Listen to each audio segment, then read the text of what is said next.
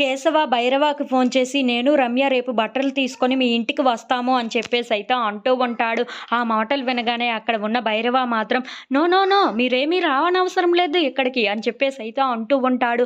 ఆ మాటలు వినగానే అక్కడ ఉన్న కేశవ అయితే ఒక్కసారిగా షాక్ అయిపోయి అదేంటి రేపటి పండగ కోసం మీకు బట్టలు పెట్టాలి కదా మేము అందుకే అక్కడికి వస్తామని చెప్పేసి అయితే అంటూ ఉంటాడు.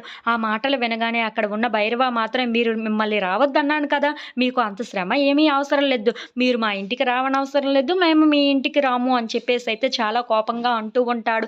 ఆ మాటలు వినగానే అక్కడ ఉన్న కేశవ అయితే ఒక్కసారిగా షాక్ అయిపోయి ఏంటి అలా మాట్లాడుతున్నావు అని చెప్పేసి అయితే అడుగుతూ ఉంటాడు. ఇంతలో భైరవ తన ఫోన్ని కట్ చేసేస్తూ ఉంటాడు. భైరవ దగ్గరికి కీర్తన వస్తూ ఉంటుంది. ఇంతలో అది చూసిన భైరవ మాత్రం కీర్తన అని అనరాని మాటలు అన్నీ అంటూ తనని చాలా బాధ పెడుతూ ఉంటాడు. ఏంటి మీ అన్నయ్య రేపు వస్తాడా ఎలా వస్తాడో నేను చూస్తాను ఈ నా ఇంటి గడపలో అడుగు పెట్టడానికి వీలు లేదు మీ అన్నయ్య అని చెప్పేసి అయితే వాళ్ళ అన్నయ్య వదులని తిడుతూ ఉంటాడు. అది చూడగానే అక్కడ ఉన్న కీర్తన అయితే చాలా బాధపడుతూ ఉంటుంది. ఏంటి నా జీవితం ఎలా అయిపోయింది అని చెప్పేసి అయితే ఏడుస్తూ ఉంటుంది. నేను కోరుకున్న వాడిని నేను పెళ్లి చేసుకోలేకపోయాను ఇప్పుడుతో వీడితో పడలేకపోతున్నాను అని చెప్పేసి అయితే బాధపడుతూ ఉంటుంది. ఇంతలో అక్కడ ఉన్న కేశవ భైరవ అలా ఫోన్ కట్ చేసేయడంతో చాలా బాధపడుతూ ఉంటాడు. నా చెల్లి పరిస్థితి ఆ ఇంట్లో ఎలా ఉందో ఏంటో ఈ పెళ్లి చేశాను కానీ అని చెప్పేసి అయితే చాలా బాధపడుతూ అక్కడ ఉంటూ ఉంటాడు.